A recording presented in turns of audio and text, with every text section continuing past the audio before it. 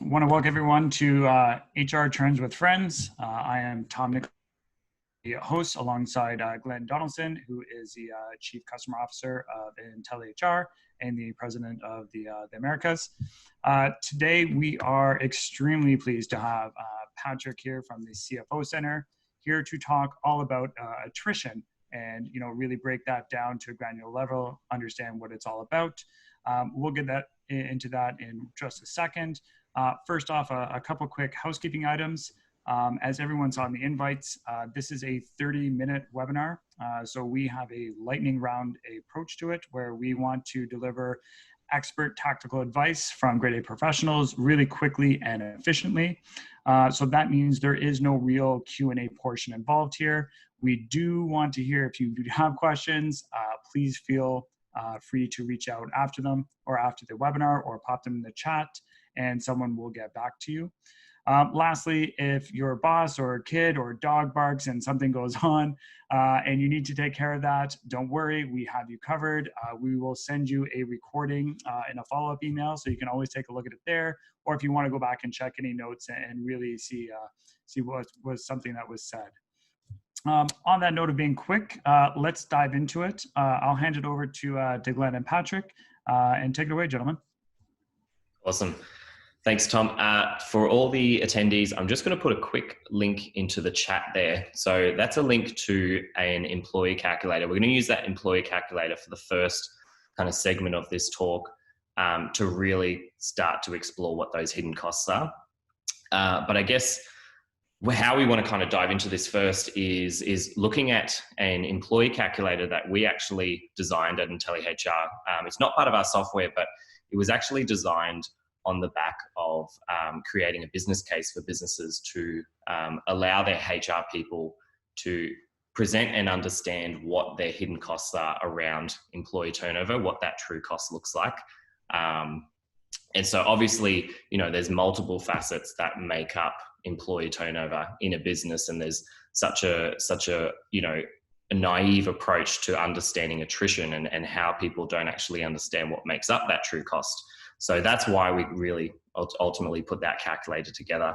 And I know, Patrick, we've been talking a lot over the past few weeks around just this entire topic and how vast and how, what makes up employee attrition overall, which is quite a big one, to put it short. Don't get me started on that, Glenn. Don't get me started. I want to get you started. But you should be able to see my screen now. And Patrick, you can see that on your screen, can't you? The turnover cost calculator. Perfect. So look, let's, Patrick, for you and I, let's dive into this and just go through a little bit of an example around how, I guess, the first part of the conversation, how a organization might start to understand their true cost of turnover. So in the link, for everyone that's watching at home, you'll be able to follow along with me, or you can download it yourself and start putting some data in. And I'd be interested to hear what your results are. For anyone that's watching post the webinar, you'll be able to also download this as well as part of the download of the webinar. So again, this calculator, it was designed to really start to identify, and you'll notice each of these individual fields. You might think to yourself, okay, well, my employee turnover might just cost me however much I paid that employee and however much my HR salary costs, and the amount of hours that they take hiring. Well, as you can kind of start to see, it is a lot more extensive than what that actually means. So let's dive straight into it. Now, for this example, Patrick and I are going to just use probably about a 200, let's go with a 250 headcount business as an example. Now, obviously, if you're a 20 headcount or if you're a 2,000 headcount, the cost of employee turnover is relevant for every business, and every business should understand what that cost actually looks like, so that you can then work on prevention methods and start to look at reducing that cost. New employee salary, let's go with 85,000. The supervisor salary, let's start with 110.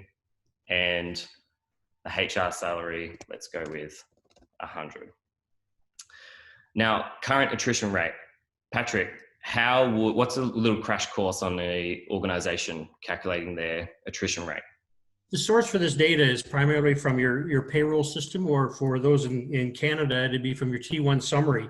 And what you're really taking is your total leavers. So those who have left your organization over a typical year, and that would be divided by the average number of employees. The average number of employees would be the number of employees at the beginning of the year and those at the end of the year. So an example, very simplified example would be if you've got 45 at the beginning and 55 at the end of the year, the average is you're looking at an average of about 100, so you're driving, or 50, and you've got 5 leavers. In this particular case, that's a 10% turnover, okay? Yeah.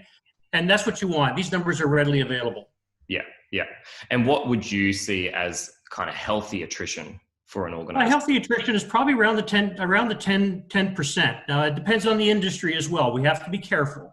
You know, in the retail sector, in the hospitality sector, you're going to see a higher turnover rate. When you get into insurance industries and government regulated industries, typically a very low turnover rate. You'll see that sub 10. That's been from my experience. But it's up to each individual organization to determine what they're satisfied with in terms of a rate of turnover. Exactly. So for this example, let's maybe go with 15% turnover. And I like what you referenced before around it depends on the industry, because for our second part of the series, which will be post this webinar, we'll start to understand and look at what healthy attrition actually looks like, and whether there's some scenarios there where you actually do want high attrition versus lower attrition, and what that might look like. All right, so based on this base information, let's start getting into the cost of hiring. So obviously, when we look at cost of hiring, it's more from the recruitment perspective. So if you've got agency fees or commissions into play, which is usually around that 10 to 15% of that person's salary that you're hiring for. And let's keep it pretty, let's be a little bit generous here. Let's keep it to the lower end for these costs. Position advertising costs. So if you do have any sort of position advertising, that's wrapped up into that cost there.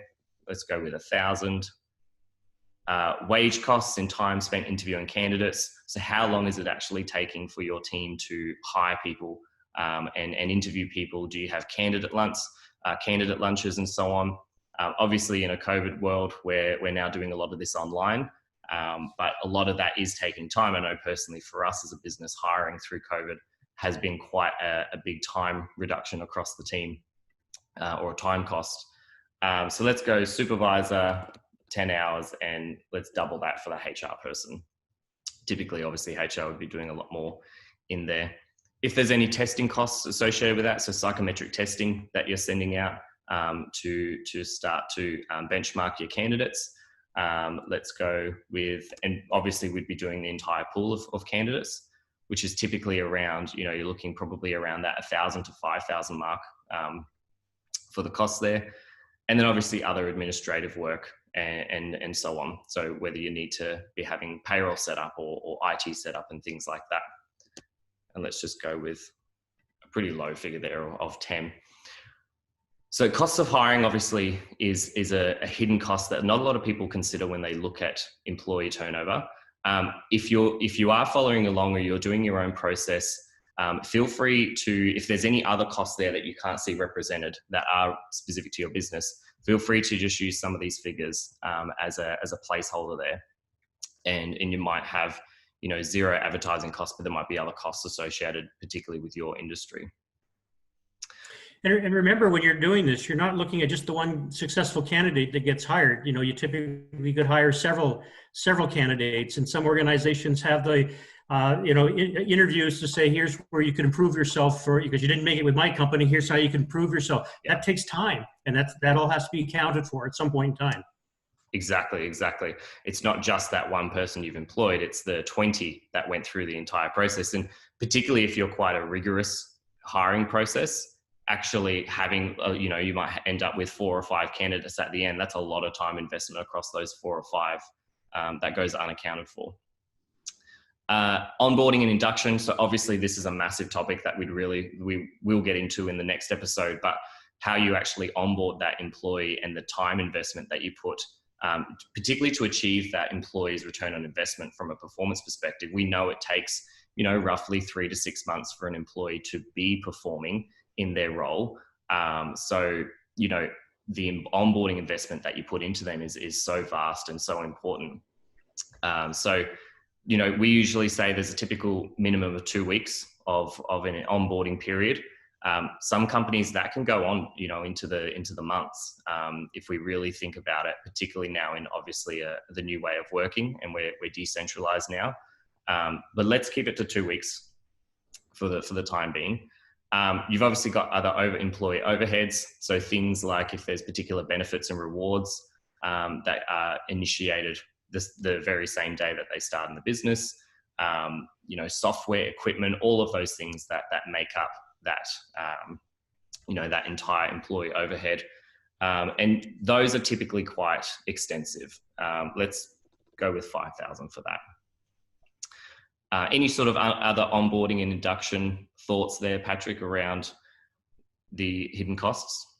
No, those are the main ones. But I think you set the tone earlier when you said that if this doesn't fit your house, you got other costs, put them in here. Yeah.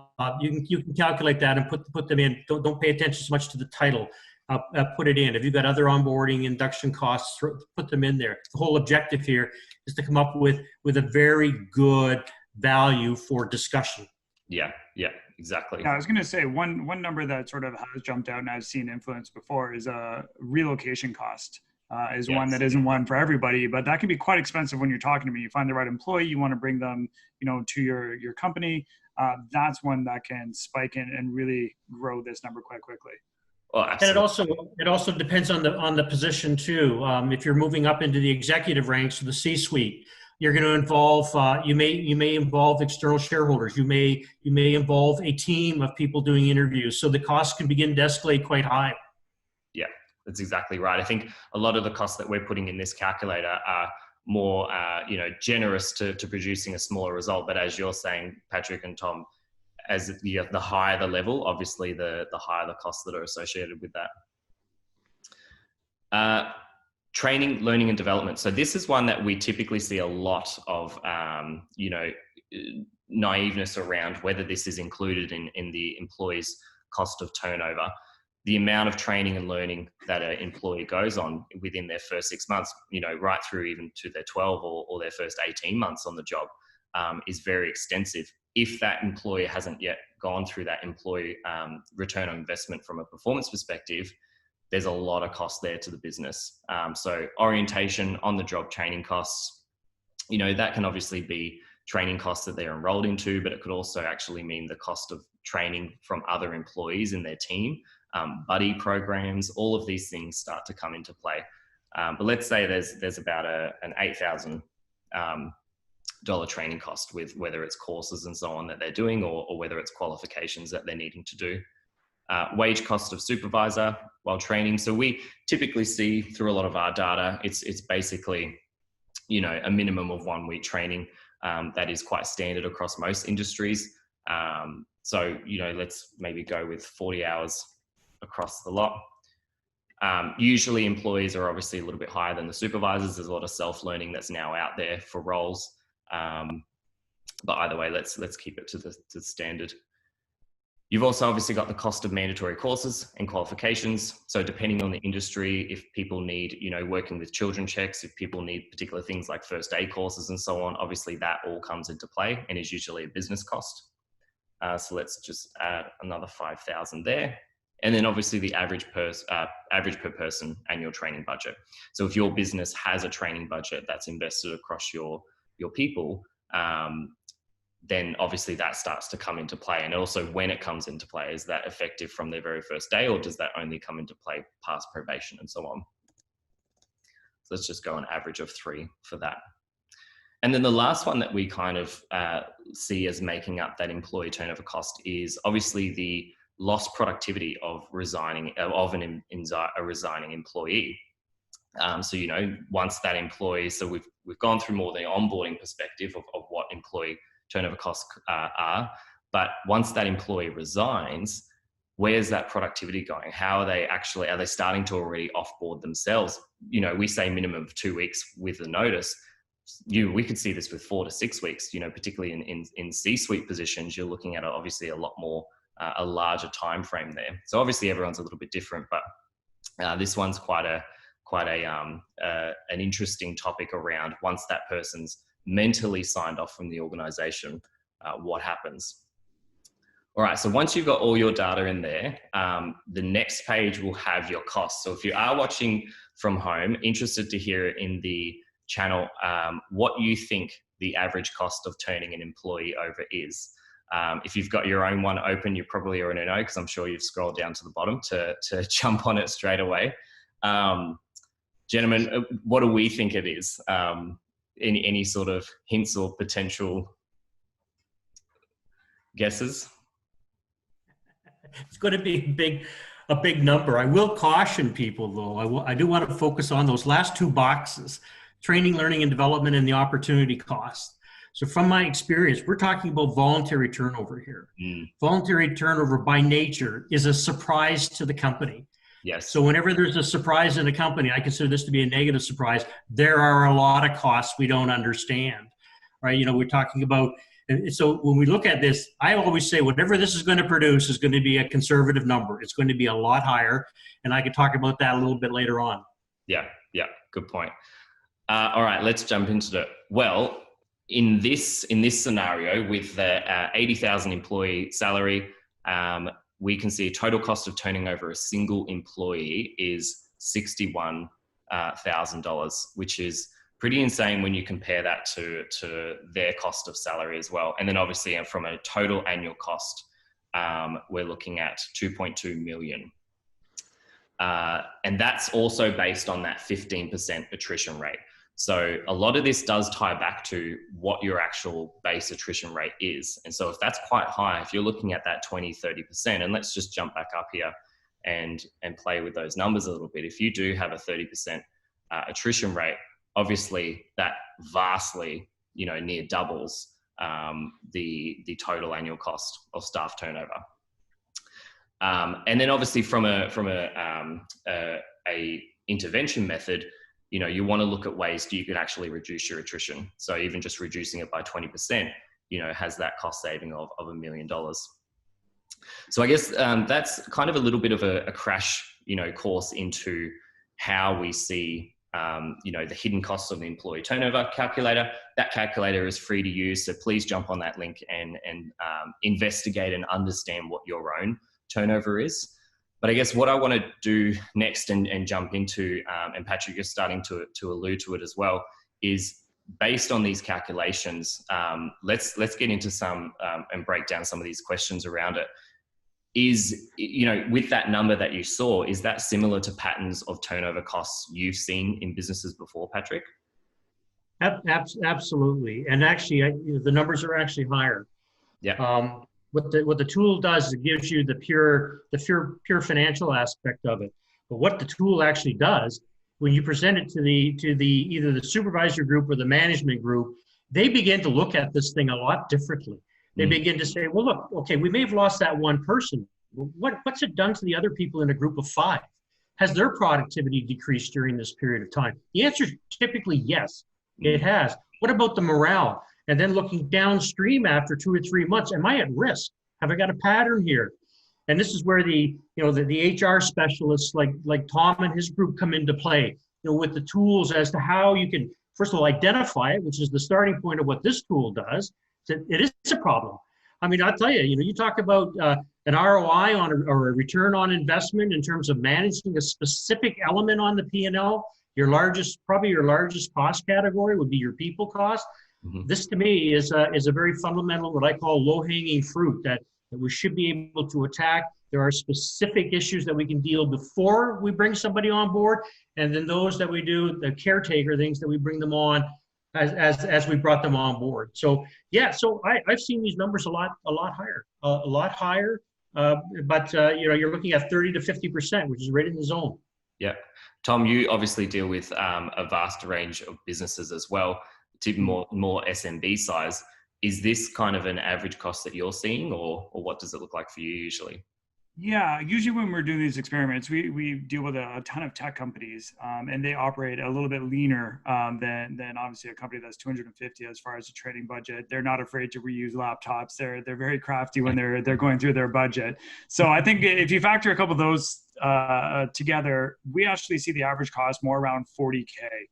For about an 80K role. So again, about half, exactly what Patrick is saying is about 50%. That's typically what we see there.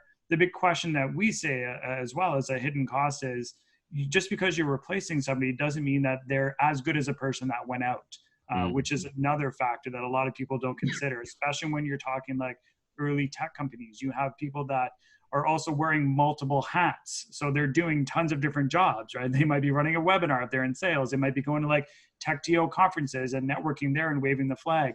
Those things aren't recouped or measured even in a calculated extensive as this.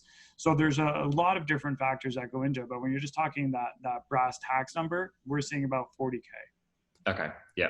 And then Tom, probably to lead on from that, why do you feel then that businesses should be managing their employee turnover just as much as managing something like their cash flow? Yeah, I definitely think they should be managing it. We see opportunities for savings in terms of talent not added. So when you're looking at this, and tech companies, again, being very frugal and efficient with their budget, I tell them to think about their company holistically and be like, think about your team. What would it mean to your business if you could add one more salesperson? Like that could really be what you're spending on employee turnover instead. If you could get this buttoned up, could you benefit from another salesperson, another developer, being able to have another marketing person? What would that impact your business? And that's when it sort of really, the light bulb goes on for a lot of companies to be like, yeah, extra body. And especially when you're talking to business owners, because it's usually them delegating something off of their plate at that point. It frees up their time to focus on higher ROI activities. Yeah, I think that really resonates with me as well. What could we be spending that money on instead? And usually it's adding another seat into the business that's going to produce an ROI. Patrick, what about you? Why should businesses be managing employee turnover? Well, when I think of one of the most critical documents that we produce as finance professionals, it's cash flow. That's the lifeblood of any organization. And you look at the two key components on a cash flow statement. It's your inflows, which is your revenue, and then your largest outflow is generally your people cost. Mm-hmm. But when you have a high turnover rate, that turnover rate has a direct influence. If it's a customer service company and you're losing a lot of people in the customer service side, that's going to have a direct impact on your revenue stream coming in. So it's a catch-22. So if you're not managing your attrition rate to a level that the company can tolerate, on that example that you went through, it was $2.5 million. If you reduce it by 20%, that's a huge number. So, from a cash flow perspective, absolutely critical. And you know what? 20 years ago, this wasn't even on the radar screen. Yeah. And we've seen it start to pick up a lot more. We were talking before around how SaaS businesses are very, very focused on this particular metric, comparative to, their cash burn rate as well. And this is something that really correlates with particular SaaS businesses. I'll put this sort of question out there then. Obviously, we went through it with the calculator, and for the audience as well, you're probably starting to think, okay, what are my own hidden costs that are specific to my industry? Tom, is there any potential hidden costs that businesses aren't considering on top of what we already saw? It really depends on the industry and the business. As Patrick sort of talked about, there's the ripple effect of what's happening to the rest of your team. How does that impact it? Like you can have, the downward spiral of people picking up the slack of that person that left, and then burnout is a concern, and that can just keep rippling at that point.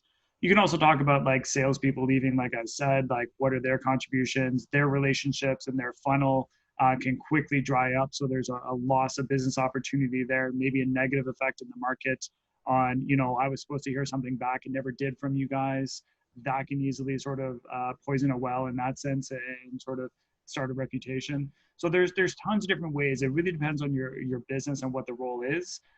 with developers too, sometimes picking up where they've left off and understanding how they were coding it, where they were going, if they're in mid-project or mid-sprint, that you almost sometimes have to go back to the beginning and rebuild it at that point and understand what was going on. So there's tons of different opportunities there to have hidden costs. I don't know have you seen anything like that, Patrick? Oh yes, definitely. Like I have a whole raft of items on the hidden costs that are just not morale. Your downstream turnover coming up in an organization. Depending what's the type of person that are you losing a high performer? So if you've got a high performer in sales, your company's now going to be behind the 8 ball in terms of meeting its business plan objectives. We tend to look at the now. Here's the actual hard, tangible cost that I've lost. But if you've lost the person that's driving, say, incremental revenue of 20% in a given year of their target, and you lose that individual, that target's going to be pretty tough to get, because typically experience with me, you bring on a new salesperson, you're looking at about a 90-day period of getting them up to speed. You've already lost that runway. So that's going to have a huge impact. But what about your reputation and your brand? Companies spend a lifetime building that up. And you get a lot of people leaving for the wrong reasons. That can destroy a brand overnight. So yeah, there are a lot of so-called intangible costs. But I think I look at these things, if you've got the right tool, which is what we're looking at here today, those costs can be turned into an opportunity fairly quickly by having the right programs to support those employees, so that you've hired the right people to come on board. When you've got them on board, you're nurturing them and working with them in a very discreet way, so that you do have the hidden thing should be, it's about retention. That's really what we're talking about. How do I retain my good talent and have a mechanism for discreetly removing those people who should be removed from the business? And probably to add on to that as well, from my perspective, one of the big things that I've seen that a lot of people don't consider is the actual cultural impact and the team synergy impact. And that's not just for the high team players in businesses that do leave, and that might have a cultural impact. It's also the toxic employees that might exit in a particular manner. How that person offboards and how that actually disrupts the business can have a cost across multiple facets in how that affects other employees. So it's a massive web there that it tangles into when one person can leave a business. Probably we've already answered this, I feel like, but Tom, what size headcount should a company start tracking turnover costs? Yeah, when we engage with clients, it's always a conversation. Like as soon as you have employees, it's something you should consider. Like even from starting with companies that have 5 employees, it might not be something that's a concern at this point, but that doesn't mean that you can't be proactive and be aware of it, so that you don't have to fix this later on. You don't want to be in the situation where down the road, then you have it identified, you're at 22% turnover, and this is costing you, a couple $100,000 a year. Like if you have the proper processes in place and you're watching this statistic as you grow and go through different iterations of your company, you're going to be able to monitor it. Exactly like Patrick said, this is a lifeblood. This is something that you really need to sort of keep an eye on. Yeah, absolutely. And Patrick, I'd say you'd be pretty agreeing with that. Oh, absolutely. I don't care what size the company is. The larger it is, the more relevant this tool is, okay? But any size company should drive into this, and it should force you to really, answer a number of questions. Who's leaving? When are they leaving? And why are they leaving? And each one of those has independent, impact on the business. Am I losing my top performers, poor performers? Are my leavers going within a year? If they are, you got a bigger problem. So I think you need to. This should really expand your horizon in terms of gathering more information within the business. And why? Is it pay? Am I not being competitive? Is it a supervisor who's not really being a supervisor? That can cause a lot of bad will within an organization. So what you really have here is a tool that should start the flow of asking more relevant questions and, more importantly, driving accountability within your business. Exactly. And the smaller the business, obviously, the different types of employee turnover costs they should be paying attention to versus the larger one. It's really a spectrum there that affects every business and every business owner. Yep. Well, look, we're starting to run out of time, so we might look at wrapping up there. That half an hour goes quickly, doesn't it? But look, what we want to do is obviously the next segment of this conversation, and it's going to be a part 2 to this, and it's really starting to get into what are the tactics that we look at deploying when we see turnover, and how can we actually improve that? What are the strategies around turning that around? So make sure that you're tuning in for the episode 2 of that. But obviously, just a quick recap. So you've seen that employee turnover cost calculator. Again, that's free to use. It's essentially just a PDF there with some logic building behind of it. So put some numbers in there, start playing around with it and understanding what your true cost of employee turnover is. Patrick, Tom, it was an absolute pleasure talking to you both. I think we could have extended this 30 minutes to 3 hours. We might actually do that next time if anyone's committed to having a 3-hour chat with us. If you haven't already, please jump on LinkedIn and add all 3 of us. For those that did sign up, you will receive the recording of this and also a link to download the calculator for yourself, and also our contact information. If you have any questions, please reach out to either Patrick, Tom, or myself. Other than that, gentlemen, it's been an absolute pleasure. Thank you so much for all of your wisdom. Perfect. Cheers. Appreciate it. Bye. Thanks, guys. Great. Thanks, team. Bye.